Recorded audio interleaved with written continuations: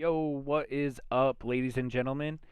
We are back. It's Tuesday night. We've got some updates to give on some players, share some opinions on who you may be looking at to add to your team in tonight slash tomorrow morning's waiver wire transactions. Hopefully, get some feedback that we can, talk to some guys about. Um, I think last Tuesday we got into some trade talks that went pretty well too. So, hoping for another good stream. We've had a lot of love recently that we definitely appreciate. So stay tuned. Hit up the chat. Let us know what you think. If you want some notifications to let you know when we go live, definitely hit that subscribe button. And at the very least, please hit that like button for the stream if you like what's going on. We'd really appreciate that. Um, we got we got a list of names here, and I think a lot of them have some value in their own right. Maybe some more interesting than others, but how do you want to do this? You want to go like position by position, or maybe by Yeah, interest, or what do you want to do? we can do position by position, just so it kind of makes sense. Uh, that way we're not jumping around everywhere, which we'll probably inevitably do. But yeah, let's try to go position by position. Listen, it's hard to rein in all that knowledge sometimes. Yeah. No, it's our scatterbrains. Oh, what about this guy? Oh, this guy. It's true. It's like a controlled chaos kind of thing, but I think it Yeah. works. Okay, Yeah. so the headliners this week are probably running backs, right? Yeah. And that's probably the most clear one to talk about because of the injuries that have happened over the weekend. So, do you want to start with the guy? Sure. I think somebody that I was a little bit higher on than like you and Cam, that I didn't really know what to think, but actually started looking pretty good or has looked pretty good so far this year, was David Montgomery. He's got an injury now. What I saw was that they were saying he's going to be out around 4 to 5 weeks, and it was a knee injury, which can't. I think they're managing those a lot better these days, but those used to have a reputation of being a little unpredictable. Um, but we were both in agreement before the season started that we wanted to keep an eye on Damien Williams. So I think with Montgomery being out, this is a really good opportunity for him. Um, I think David Montgomery's been a really solid power runner, and I think he's earned a lot of yards that he's gotten from what I've seen. I really like what he's been doing so far this year. I don't know if Damien Williams is going to be able to plug in and just be David Montgomery, but I think there's a chance, and I think he profiles as David Montgomery-esque with maybe a little more receiving ability, which, as far as I know, I think Tariq Cohen's still out for a few more weeks too. So this could be a really big opportunity for Damian Williams, right? It could be. I think he's the one that's going to be. He's definitely going to be the one that's now going to be the starter. I do. I can picture a world where Khalil Herbert, the rookie running back that the Bears have, their third stringer. It wouldn't surprise me if he ends up seeing the field a little bit more than we expect. Like I don't know that Damien Williams is just going to get all of the work, but that is also possible. He can be that guy because he has actually looked pretty good so far as a runner, and yeah, he does. Yeah, he is able to catch the ball. He's probably not as powerful of a back as David Montgomery is, but at the same time, he probably also is a better pass catcher than Montgomery is too. Of course, his production or any production from the running back position is only going to go as far as the Bears offense can take it.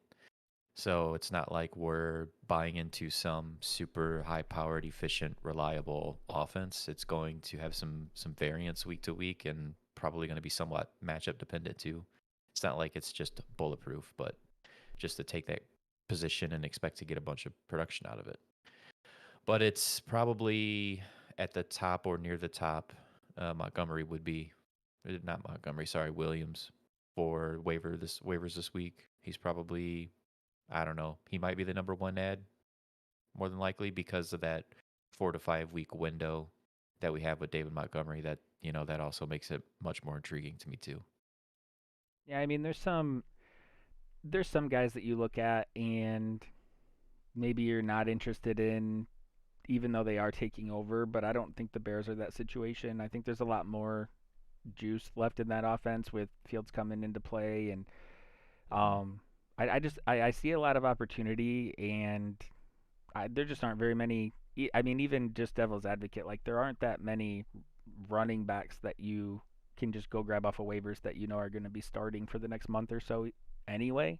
So I think that's maybe a little bit of a tiebreaker if you're like, I don't really know how I feel about that situation. It's like, okay, well, like who else though? Yeah. No, I agree. And that's why I say I think he even though I said what I did about the Bears offense, I still think Williams is probably, like I said, the top ad or at the top of that list for waivers this week of all these guys we're going to mention. He's probably close to the top of that priority list, if not number one, because of what you said. Like, it's the running back position. It's hard to find guys that are going to get the majority of work. And presumably for the next month or so, he's going to have that opportunity. So I just will throw out there, about Herbert, Khalil Herbert. Maybe it's nothing, but he would be the other guy that could potentially get on the field some. And I thought he looked pretty good in preseason, but it was preseason, and it's tough to take those things too seriously. But it's not like, I mean, it's better that you look good in preseason than not, and he Yeah. did.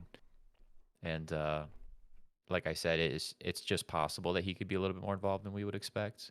So, like, Williams is the guy I would want to add for sure, obviously.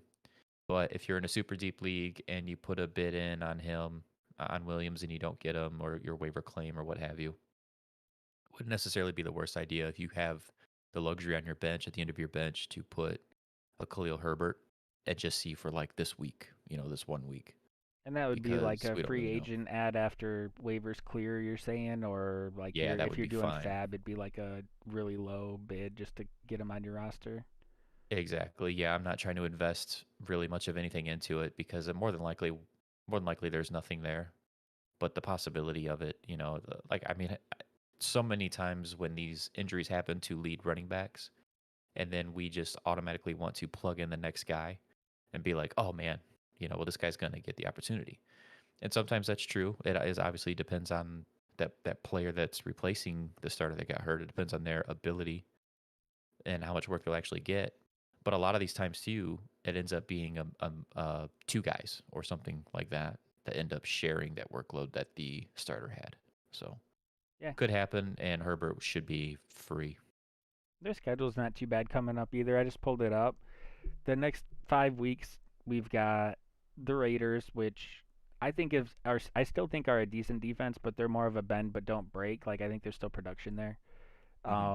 Green Bay, you don't love the Tampa Bay matchup for a running back, but then you've got San Hmm. Francisco. Their defense has been approachable, and Pittsburgh, they can be a great defense, but they aren't what they were last year. That's for sure. So, and then you got the Agreed. bye week after that. So, not And really an then maybe intimidating Montgomery, you'll see. schedule. Right. No, it's not, and that's the nice thing about him too. Williams is like he won't get phased out of a game because if they got to go hurry up, if they're behind, if they're passing, if they're on third down, he can do all that too. So that's what's nice about him. It should be a nice pickup. Um, at least for opportunity, it should be a nice pickup. Somebody can use them for Hmm. sure. There's a few other running backs out there that are interesting that are still pretty low owned. Samaje Perine is one trending guys right now. He is what the number two for Cincy. Is that right?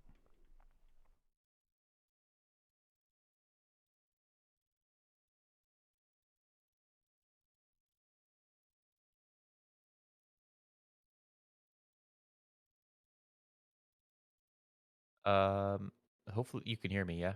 Yeah. Okay. You were breaking up real bad. Potentially, you could be behind me right now. I'm not sure. I wasn't really able to hear anything you were saying, but you did say the second running back out of Cincinnati. So I'm assuming you were talking about Samaje Perine. Yeah. Okay. Yeah. So I couldn't actually hear what you were saying there. You were breaking up a little bit, but yeah. Samaje Perine. Yeah. No. This is less intriguing of a pickup than Damien Williams is for me for a couple of reasons. One, and the more obvious one, is We don't really know how long Mixon's going to be hurt for sure. First report that came, it just sounds like coach speak to me, but the coach just said day to day. But let's just say that Mixon's out 2 weeks or a week or whatever. So automatically, you're getting less time with the Samaje Perine pickup of a plug and play than you are with like a Damien Williams. The other reason is because the reason why I'd be less interested is because I don't think Samaje Perine is all that special of a player. But I do think he would be the one. It would seem like he would be the one that would get the majority of the work while Mixon's out. And that's worth something in fantasy. It's worth enough at the running back position that you should try to pick a player like him up. But I'm not investing as heavily, then like Fab, for instance, I'm not investing as heavily into a Perine than I would be a Damien Williams, but still somebody that I'm looking at. Yeah, there's some of it. Sometimes it is like opportunity. I don't think that there's going to be anything that comes from Chris Evans, but he's somebody that stood out to me in the preseason as a Mm-hmm. receiver, and they have very sparingly used him as a receiver in the regular season too. But I just don't think. I think if they liked what they were seeing or liked him a lot, they would have been using him more. So I think that's a non-factor, even though I think he has more to offer. I don't think that's going to be a factor either. Piron's probably going to get some work if that opportunity's there. Yeah, unless it ends up being exactly what I was saying about Damien Williams and Khalil Herbert. Like, you could say the same exact thing about Cincinnati. We think it's Perine, but it shouldn't surprise anybody if it ends up being some sort of, 65. Well, let's say it's called a 60-40 split with Perine and Evans. Like, it shouldn't totally shock anybody if that happens, just because, these guys weren't the lead running backs, and there's a reason for it. They had a better guy in front of them, and so I always like hesitate a little bit to think that a team's just gonna commit full time now to the next guy down the list, because these happen to be. I mean, you could damn near call them workhorse backs, probably uh, Mixon and Montgomery. With the Yeah, amount of work and volume they got. yeah, And because of that, like, it doesn't necessarily mean that these guys behind them are going to get that kind of type of workload. That's really not that common for that to happen in the first place. yeah, yeah. But You yeah, never know. Perine. They might be trying to fill roles, or I mean, sometimes it's harder to figure out what the coach is doing than it is to see what the players have to offer too. Like, it's just weird. Right. Um, we've got a couple more running backs. One of them, well, I don't know. They're both kind of they're both I think even a little less interesting, but Uh-huh. Latavius Murray out of this cluster mess that has been the Ravens backfield. God. Latavius Murray was declared the feature back, I think is the way they phrased it going into the game, and it happened.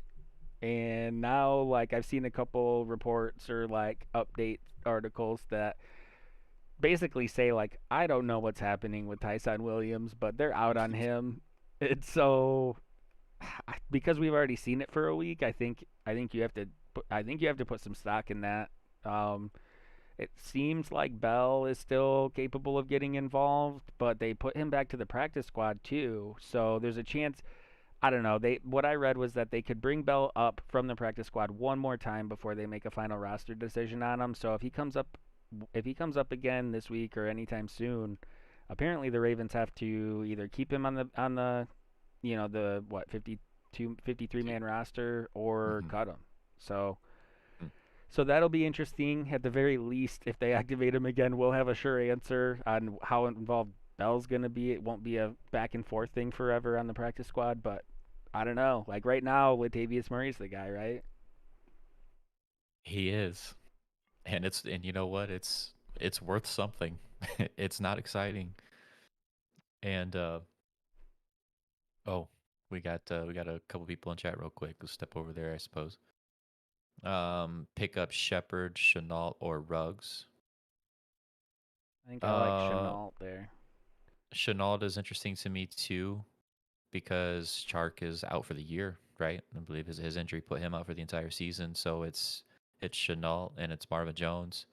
Especially if you're in a full PPR, Chenault gets targeted fairly heavily, and There's no reason why he won't get more involved at this point. Ruggs isn't a bad pickup either, but yeah, I like Chenault. James says start 3: Godwin, Lockett, Henderson, and Gibson. Ooh, running backs to receiver comparison. Well, Dub and I probably feel the same about like with Lockett. He is that guy that can provide you with a 24-point day, but also know if you're putting him in your lineup, you can be fully prepared to potentially end up with a 4-point day at the same time.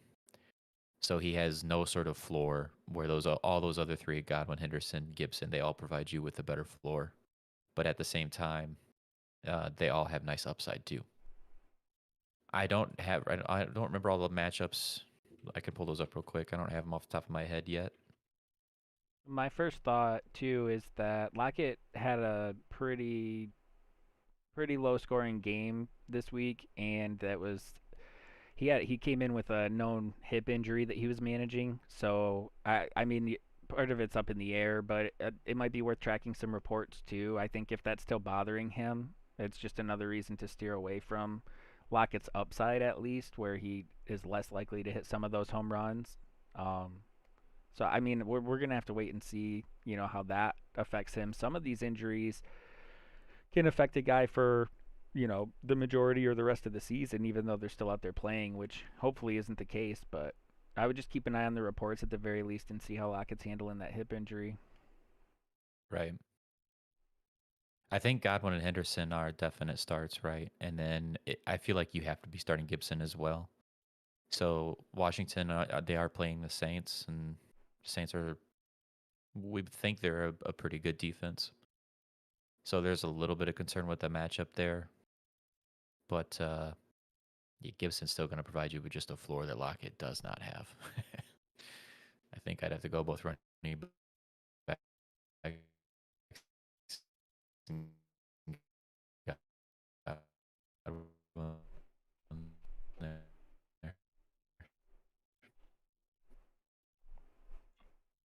Who were we talking about? We were talking about Latavius Murray and Baltimore's run game.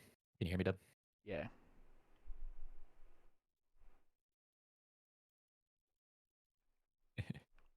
I am gonna be upset if this happens again. You could hear me, yeah? Yeah. It faded for a Okay. second. It did, yeah. So, yeah, I don't know. This Latavius Murray, he is the guy. I don't want anyone else over there. Well, definitely don't want Freeman, and I don't want Bell. I don't care about them. Maybe something changes, but as of right now, I don't care at all about those guys. Tyson Williams is he a drop? Would you drop him for some of these guys that are available? Or I mean, would you maybe wait another week, hold and see if this was just some weird sort of, like coach motivation / punishment type of situation, and he comes back and he's active again? Or are you just saying, I don't want any part of any of it, I'm just gonna move on?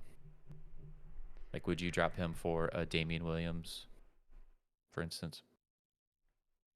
I would, and it's because there's nobody knows. Like it could be that, but we have nothing to indicate that that's what's going on, like at all. Even if it was just a speculative, like somebody close to the team thinks this is what's happening. Like usually there's something that's like, hey, this is what happened, or somebody that was watching the game, noticed a couple missed blocks and pass coverage or something. So like because there's nothing like that to go off of, I don't know what the deal is, but I'd rather have a Damien Williams right now like than stash Tyson Williams just because there's like no information helping Williams. Mhm. I don't hate the idea either, just because at least David Williams is going to be active and on a football field. Can't even say that about Tyson. Yeah.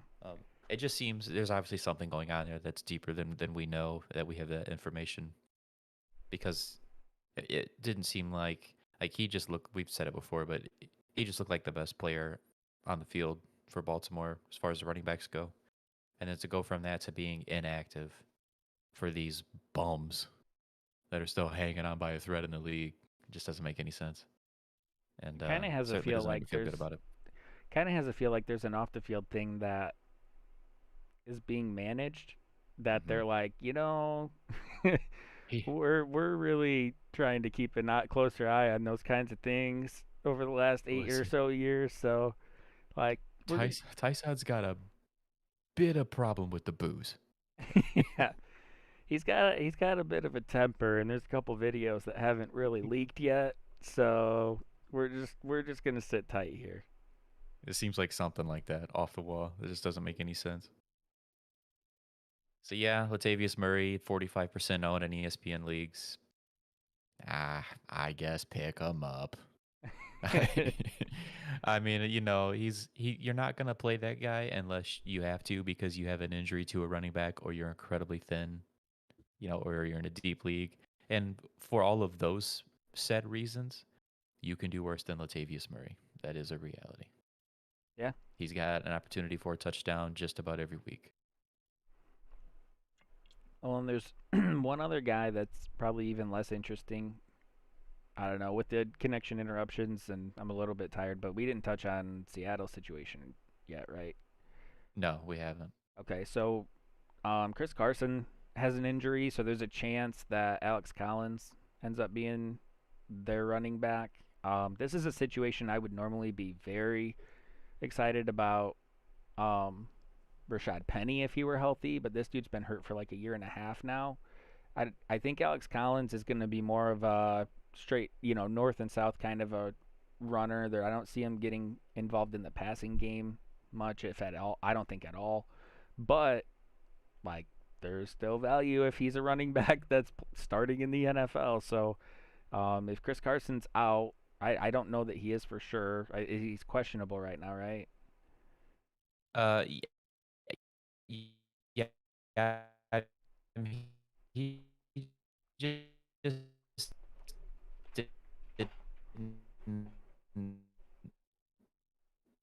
He didn't practice on Tuesday. It was listed as a neck injury, but yeah, I was gonna say, as far as I know right now, as far as I can assume, it's just them managing his reps and that he will play. I don't think there's been anything that's come out that said that he's in any danger. Yeah, it was But like Chris Carson has had a long history of missing week. Deserved a little bit look like any, you know. yeah, we're having some issues. Yeah. Um, I I don't know what it is. I thought it might have been a heat thing, so I turned the fan on and it helped a little bit. But I can do a hard reset on my internet maybe, and you want to just like pick up with the receivers, or the like we've hit all the running backs. Yeah, we can. It seems to be working fine most of the time, but we keep having these lapses. Yeah, and I don't know why. We Right. can. Yeah, that's fine. You want to push through, or you want to try to reset? We can do that like pick up on the stream where we left off thing. Yeah, that's fine. Go ahead and do that. Okay. We can pick up.